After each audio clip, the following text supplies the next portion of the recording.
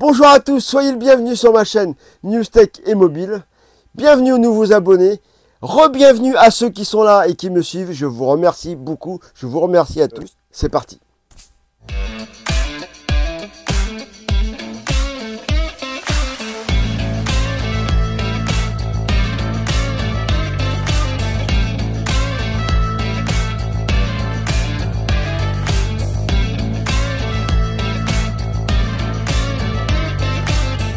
Voilà, il est disponible à la commande, le S24 Ultra. Il est beau, en finition titane. Il a des bords très carrés, pointus. Le S23 Ultra avait des bords très légèrement arrondis, mais vraiment pas grand chose. Là, c'est la brique directement. À part ça, il se ressemble beaucoup. Personnellement, j'aurais préféré qu'il soit un petit peu arrondi, un peu comme l'iPhone 15, mais pas autant. Parce que je trouve que les bords arrondis de l'iPhone 15, ils sont un peu trop arrondis. Bon, là, je chipote.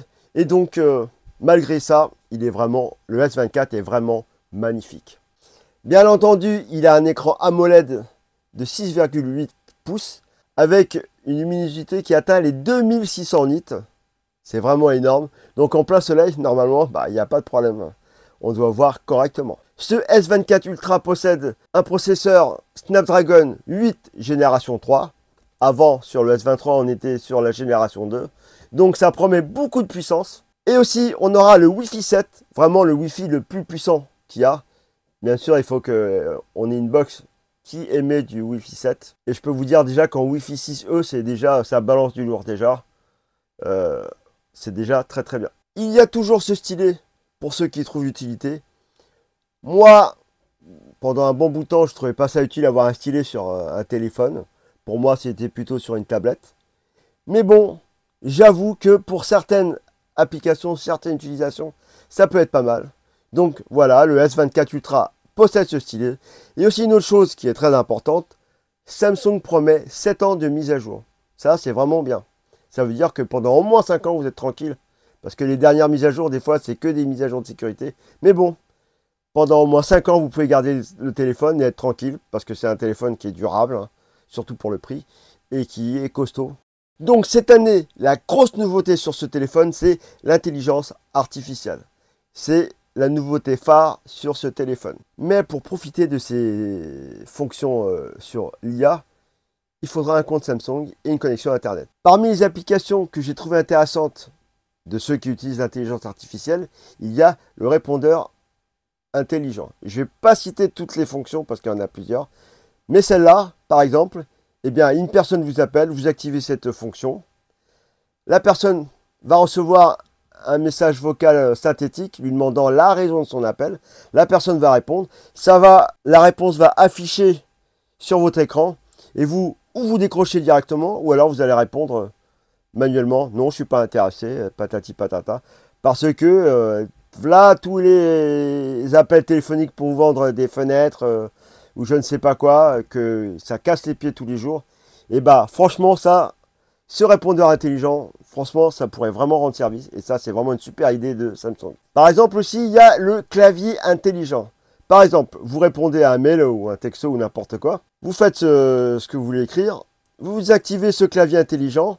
Et ce clavier intelligent va vous proposer plusieurs nuances de réponse. Poli, professionnel, détendu, ou alors il va vous les transformer en emoji. Et ça peut être sympa. Quand on ne veut pas trop se casser la tête ou on est pressé, on veut répondre vite. Et l'intelligence artificielle peut le faire pour vous. Et là aussi, l'intelligence artificielle peut vous aider. Par exemple, vous voulez appeler quelqu'un, vous ne parlez pas du tout anglais, ou vous ne parlez pas du tout la langue que la personne parle, et ça vous traduit instantanément. Voilà, en direct, vous parlez votre langue, et la personne va entendre la voix synthétique dans la langue que vous avez choisie de traduction. Et ça, c'est bien. Par exemple, vous avez une page web, un article sur quelque chose, et c'est vraiment très long à lire. Et l'IA peut vous faire un résumé, va vous résumer grosso modo ce qu'il y a écrit, et en plus, apparemment, ça fonctionne très bien. Et franchement, ça, c'est un truc vraiment bien, parce que des fois, une page Wikipédia sur un chanteur, un acteur ou n'importe quoi, des fois, c'est long, et pour tout lire, ça prend du temps, et il n'y en a peut-être pas toujours le temps, et la patience aussi. Donc, l'IA peut vous aider à avoir un résumé détaillé de ce que vous voulez lire. Alors, on arrive sur le nerf de la guerre. la partie photo. Et je sais que sur ce téléphone, tout le monde en attend beaucoup. Et c'est normal, hein, parce que ce téléphone est quand même au tarif de 1479 €. Quand même. Alors, ce S24 Ultra possède 4 capteurs. Capteur principal de 200 millions de pixels, avec une ouverture de 1.7 stabilisée. Un ultra grand angle de 12 millions de pixels, avec une ouverture de 2.2. Un téléobjectif de x3 de 10 millions de pixels, 2.4, c'est bien aussi. Et un téléobjectif de x5 de 50 millions de pixels. Et aussi, il y a un x10. Donc, apparemment, ce S24 Ultra est aussi bon que le S23 Ultra en photo. Le x5, il n'y a plus de x10 optique. Le x5 possède un capteur de 50 millions de pixels. Par rapport à l'iPhone 15 Pro, hein, le x5 il fait que 12 millions de pixels. Et là, je pense que la qualité est meilleure. Et aussi, il y a un x10 sur le S24 Ultra, mais un x10 numérique. Donc moi, je pensais avant que c'est un logiciel qui allait grossir l'image. Non, c'est un crop dans le capteur de 50 millions de pixels du x5. Et apparemment, la qualité, bah, ça sort des photos presque aussi bonnes que l'optique de x10. Mais je pense que ça doit être un petit peu en dessous quand même. Parce que le numérique, c'est toujours moins bon que l'optique. Mais bon, la qualité est là, c'est vraiment pas mal. J'ai vu des tests. Et franchement... Et aussi, dans la partie photo, l'intelligence artificielle est là aussi. Par exemple, pour le x10 numérique, il y a l'aide de l'intelligence artificielle pour la qualité des photos. C'est pour ça que le x10 est vraiment correct. Par exemple, là, avec l'intelligence artificielle, vous pouvez détourer une personne. Et là, on peut utiliser le stylet. Là, c'est vraiment intéressant d'avoir un stylet. Vous détourez la personne ou un objet ou n'importe quoi. Vous pouvez l'agrandir, rétrécir, la déplacer, faire ce que vous voulez pour faire un genre dans la photo. Un autre cas où l'intelligence artificielle peut être très intéressant. Par exemple, quand vous voulez redresser une photo parce que l'immeuble est travers et ça fait vraiment moche, moi je déteste ça. J'aime bien que tout soit parfaitement droit. Eh bien, jusqu'à aujourd'hui, quand vous redressez, eh bien, il y a des coins qui se retrouvent vides et vous êtes obligé de recadrer, donc vous perdez des pixels. Et vous perdez un peu de qualité aussi. Et si vous recadrez trop, vous en perdez trop.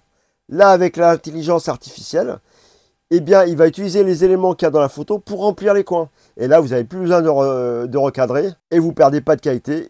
Et apparemment, ça fait bien le travail. C'est vraiment sympa. Comme beaucoup de téléphones premium, en vidéo, le Galaxy S24 filme aussi en 8K 30 images secondes. Personnellement, je ne vois toujours pas l'intérêt de filmer dans cette définition-là, sauf si vous avez une télé 8K, mais en avoir une comme ça coûte très très cher. Donc, il le fait quand même. Certains d'entre vous peuvent avoir l'utilité, mais il filme très très bien en 4K 60 images secondes. Juste, je trouve dommage que Samsung n'ait pas fait un format ProRes, comme fait Apple, et non plus un format log, pareil. Ces fonctions-là, je sais qu'il y a des vidéastes amateurs ou professionnels qui utilisent des téléphones Android et qui aimeraient bien avoir cette fonction. Mais voilà, Samsung ne le fait pas encore. Peut-être qu'un jour ça va venir. Il manquerait plus que ça pour être vraiment au même niveau qu'Apple. Parce que niveau vidéo, là, Samsung, vraiment, ils sont au même niveau. Mais il manque juste ça, le ProRes et le log. Aussi, l'intelligence artificielle est aussi dans la vidéo sur ce S24 Ultra. Par exemple, vous filmez une séquence. Ah mince, mais là, j'aurais dû filmer en ralenti, ça va être super sympa. Et bah, il y a une fonction dans l'intelligence artificielle qui vous permet de rajouter des images entre les images réelles. Et comme ça, vous avez l'impression d'avoir un beau ralenti. Et franchement, ça peut être sympa. Parce que ça m'est arrivé à moi aussi d'avoir, dommage, j'ai pas filmé en ralenti, hein, ça donne pas terrible maintenant comme ça. Hein. Et bah, grâce à ça, c'est fini. Vous pouvez quand même le faire après avoir tourné. Comme conclusion, je trouve que ce S24 Ultra est vraiment le téléphone Android le plus intéressant en ce moment. Je ne sais pas si l'offre elle est encore là, mais vous pouviez avoir le 512 Go au prix de 256. Et en plus, quand même, ce téléphone, il offre pas mal de fonctions. Je ne les ai pas toutes citées, il y en avait beaucoup. Et franchement, c'est un truc robuste, taillé pour le gaming. Franchement, il fait tout. Il ne vous lâchera pas, j'en suis sûr. J'ai un ami qui a le S23 Ultra, il en est content. D'ailleurs, si vous avez déjà le S23 Ultra, je pense que c'est pas la peine de passer au S24 Ultra parce que la plupart des fonctions de l'intelligence artificielle et bah, dans une prochaine mise à jour, je pense, et bah, ils seront aussi dans le S23 Ultra. Donc voilà, pour moi, chez Android, c'est le meilleur téléphone qu'il y a en ce moment. Voilà, c'est la fin de cette vidéo. J'espère qu'elle vous a plu. S'il vous plaît, n'hésitez pas à vous abonner et à lâcher un like. C'est gratuit, ça ne coûte rien et ça m'aide énormément. Merci de m'avoir suivi jusqu'à là et je vous dis à la prochaine.